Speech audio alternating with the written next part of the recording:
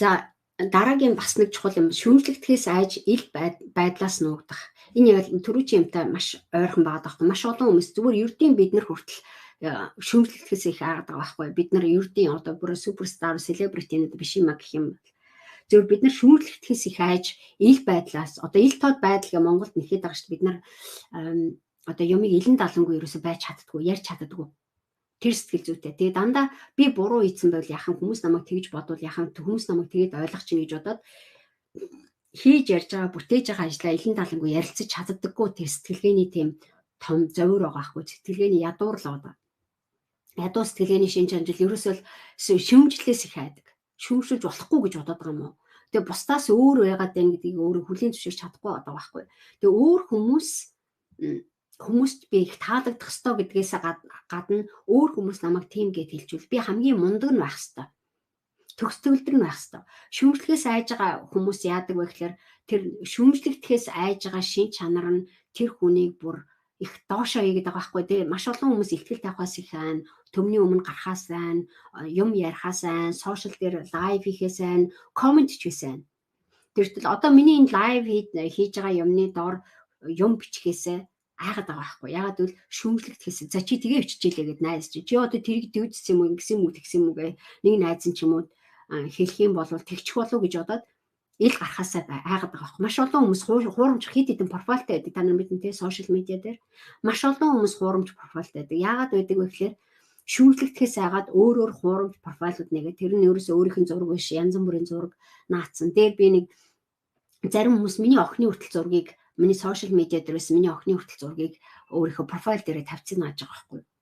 Энэ чиний хүүхд юм уу? Чи яагаад миний хүүхдийн зургийг аваад байгаа гэсэн манай сошиал медиагийн өнөрөө гэсэн чи хөөе манай хүүхдийн зургийг аваараа хөөе гэд загин мангинаад хууцаараа дамжуулаад тэр хүний профайлаас нь зургийг авахулж байгаа байхгүй.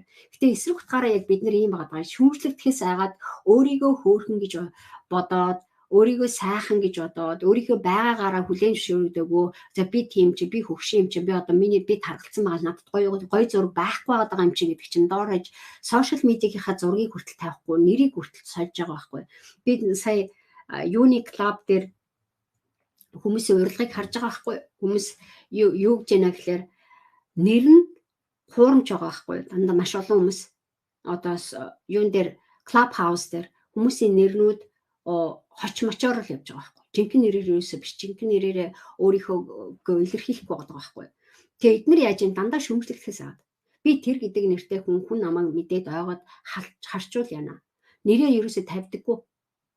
Өөрийнхөө байж байгаагаараа илэрхийлдэггүй. Тэгээ хид хидэн нууц профайлтай, нууц хэм маягтай, стайлтай, ил байдлаас нуугдаад байна. Ил байдлаас бид нар яагаад өөрөөрөө байхаас айгаад байгаа байхгүй. Тэгээ дандаа шүүмжлэгдэхээс айгаад байгаа. Эсрэг бодлоо. Хүн мэдчихвэл намайг ийм орлоготой гэд мэдчихин. Хүн таньчвал намайг тийм гэж бодчихин. Хүн намайг баяжсан байна гэж бодно. Хүн намайг ийм бизнес хийж ингээ харчин, мэдчихин. Намайг ийм доошоо юм хийгээ явж гин гэж мэдчихин гэд шаал өөр аккаунттай, шаал өөр нэртэй. Сонин нэрүүд. Жинхэнэ өөрөөрөө ерөөсөө биш. Тэ? Миний хийж байгаа бизнесийг хүн мэдчихвэл яана гэж айгаад өөр профайлаар өөр аккаунтаар өөр нууц юмар яваад байгаа байхгүй. Тэгэхээр шүүмжлэгдэхээс их айж байгаа юм. Тэгээ ерөөсөө ил гардаггүй. Ил юмаа гаргаж тавиач яриач гэхлээр тэгээ ийм хүмүүс яаш баян болох юм. Тэгээ одоо өөрөө нуугдаж тоглож яж хин надад итэг гэж байна. Чамд чи ил гарахаас айгаад нуугдаад байгаа бол одоо чи ихтгэл тавья гээл ямар нэг одоо бизнесийн ч юм уу презентацийн тавья гэхэд чинь энэ хүн хин юм бэ гэдэг чи мэдээд хүмүүс чамд итгэх нь байхгүй. Хин хүнд итгэлээ алдаад хамтран ажиллаж байгаа хүмүүс дээр ч гэсэн нэг юм хин явна нэг нууц ноёнтой яваад байгаа юм хайш нэг сонио ажиллаад байгаа байхгүй. Бид нар нууц ноёнтой биш шүү дээ. Хүн гэдэг чинь чамайг байгаагаар нь хараад чамайг хин юм бэ гэдгийг итгэжээ чамтай харилцаа өрнөхгүй. Жинхэнэ өөрийнхөө нэр нь болохоор тустай хүн яваад байдаг. Тэгээ би ил гарах дурггүй. Тэгээ ил гарах дурггүй би ичимхий хүн, би дуугүй хүн гэдэг юмны ард явагдана. Тэгээ дандаа ичимхий дуугаад байгаа зүгээр шүүмжлэгдэхээс л байгаа.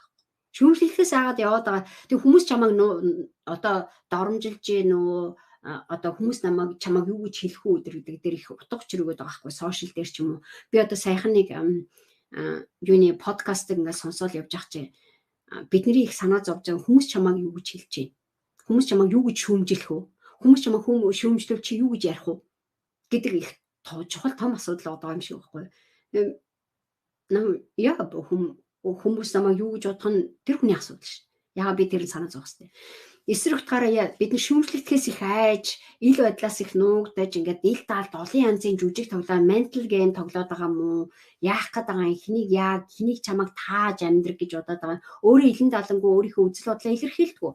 Тэг хүн намайг ойлгох хэрэгтэй гэдэг. Тэгээд өөрөө баахан яриаггүй ээжиж хүн намайг ойлгосонгууд нь говдоо яваад. Энэ одоо сэтгцэн юм уу? Бүр галзуур л одоо юу вэ? Энэ одоо гажиг үү, тийм асуудлууд байгаа байхгүй. Тэгээд энэ хэсгүүдээр их асуудал их байгаад байгаа юм тий.